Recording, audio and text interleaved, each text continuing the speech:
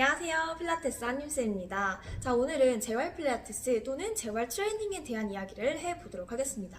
제가 워크샵을 할 때나 아니면은 여러 영상들을 올리게 되면은 직접적으로 또는 간접적으로 듣는 요청들 중에 하나가 재활에 대한 내용들도 다뤄줬으면 좋겠어요 라고 하시는 분들이 굉장히 많습니다. 워크샵도 그렇고 아니면 그 영상도 재활 필라테스 좀 올려주세요 이렇게 말이죠. 자, 그런데 제가 오늘은 재활 교육 또는 재활 공부에 대해서 꼭 드리고 싶은 말씀이 있어요. 이거를 알고 공부를 하셔야 될 것 같아요. 자, 일단은 재활을 한다, 누군가를 교정을 한다 라고 할 때는 선생님이 목표가 있어야 돼요. 무슨 뜻이냐고 한다면 제가 여쭤봐요. 선생님 이거가 어깨 재활에 도움이 되나요? 아니면 어깨 고치는 데 도움이 되나요? 이렇게 얘기를 듣습니다. 자, 그럼 선생님이 원하는 목표가 뭔지를 알아야 돼요. 무슨 뜻이에요? 결국은 재활이 필요하다라는 것은 고쳐야 한다라고 생각을 한다는 건 제 자리에 있는 게 뭔지, 원래의 정렬이 뭔지, 원래의 상태가 뭔지를 선생님이 알고 있다는 뜻이에요. 자, 원래 어때야 한다가 있으니까 자꾸만 이쪽으로 맞춰서 고치려고 하거나 일로 정렬을 맞추려고 하는 거잖아요. 맞죠? 부정렬이 있다면 그 기준은 정렬이 있다라는 겁니다. 자, 그러면 내가 예를 들면 부정렬에 대해서 공부를 할 거예요. 정렬이 깨진 상태에서 공부를 할 거예요. 나쁜 자세에 대해서 공부를 할 거예요. 예를 들면 스웨이백에 대해서 공부를 할 거예요. 아니면 구분등에 대해서 공부를 할 거예요. 자, 그 기준은요, 안 구분등이죠. 제대로 된 등, 제대로 된 자세를 먼저 알고 이쪽으로 가는 길을 선생님들이 배우고 공부를 하시는 거예요. 그럼 첫 번째로 될 거는 부정렬이 아니에요. 그죠? 왜냐면 잘못된 자세는 엄청 많아요. 그러니까 바른 자세가 하나 있으면 이거를 제외하고 다른 것들은 나쁘다라고 정의를 하실 거 아니에요. 물론 그것도 생각을 하셔야 됩니다. 이 사람한테 제일 좋은 자세가 있을 거고 해부학적으로 제일 좋은 자세라고 정의된 게 있을 거예요. 그건 조금 이따가 얘기를 하기로 하고 일단은 그냥 답이 있다고 가정할게요. 답은 없지만 솔직히 말하자면 답이 있다고 가정을 해볼게요. 이게 제일 바른 자세야. 그럼 이 바른 자세를 벗어난 거는 다 안 바른 자세가 되겠죠. 그럼 선생님이 앉아가지고 1000가지의 안 바른 거를 공부를 하시는 것보단 바른 거를 먼저 공부를 하고 그 다음에 부족한 거를 이 안 바른 거에서 찾는 게 훨씬 정확하고 빠른 방법이라는 겁니다. 왜냐면 내가 안 바른 거 1번을 공부를 했어요. 예를 들면 백니, 하이퍼 익스텐션 된 거, 그 다음에 안으로 X자리 된 거, O다리 된 거 다 배웠는데 나한테 오면은 한쪽은 O다리고 한쪽은 X예요. 예를 들면. 자, 그러면 고민을 하기 시작해요. 이상하다. 내가 배운 부정렬 안에 없는데 내가 정렬을 정확하게 배웠잖아요. 그리고 이 정렬 상태를 이 정렬 상태에서 어떻게 움직이는지를 알잖아요. 그럼 이거를 목표로 삼아서 그냥 가는 길이 교정 운동이 되는 거고 재활 운동이 되는 거지.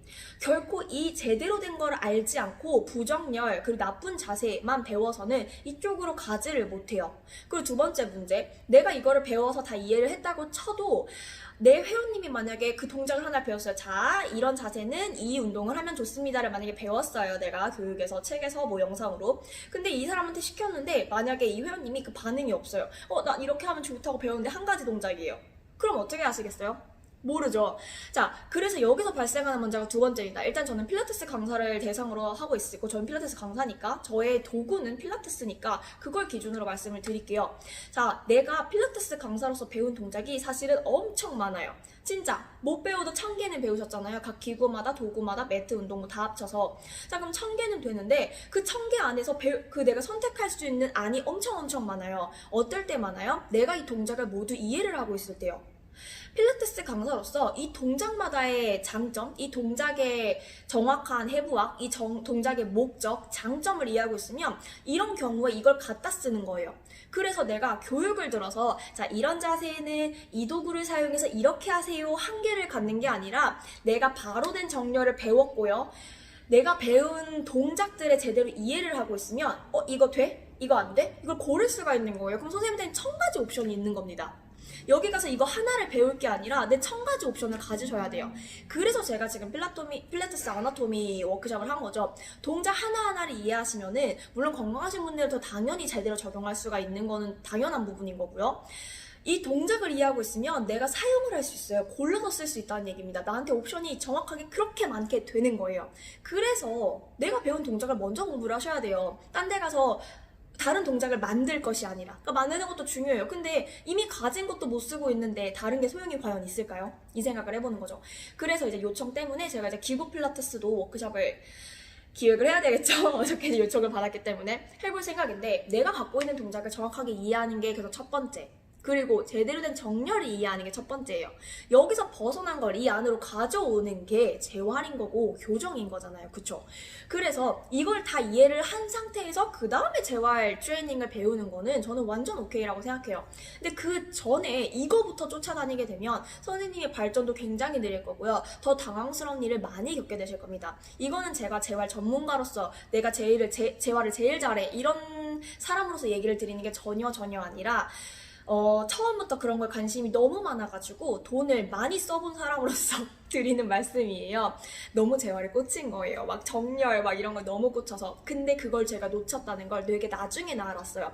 제대로 된 게 뭐야? 내가 원하는 게 뭐야?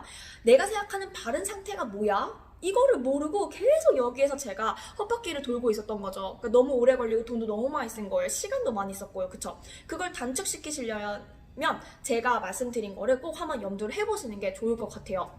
자, 그리고 그것도 있어요. 제가 아까 말씀을 잠깐 드렸는데, 내가 생각하는 바른 게 아니면 책에서 말하는 바른 게 이 회원님한테는 적용이 안 될 수도 있다라는 겁니다. 사람마다 다 다르기 때문에 그거를 봐주셔야 하세요. 그래서 더 어려워지는 겁니다. 그래서 한 가지의 답이 없는 거예요. 그래서 진짜 좋은 거는 내가 갖고 있는 걸 정확하게 이해하는 것과 그걸 다 소화시킨 것, 그리고 회원님을 보는 눈을 키우는 것, 회원님의 소리에 귀를 기울이는 것, 그게 다 결합이 됐을 때 가능한 일인 것 같아요. 그래서 오늘은 여기까지 재활에 대한 저의 의견을 한번 말씀을 드려보았습니다. 오늘도 좋은 하루 되시고 건강한 하루 보내시길 바랄게요. 감사합니다.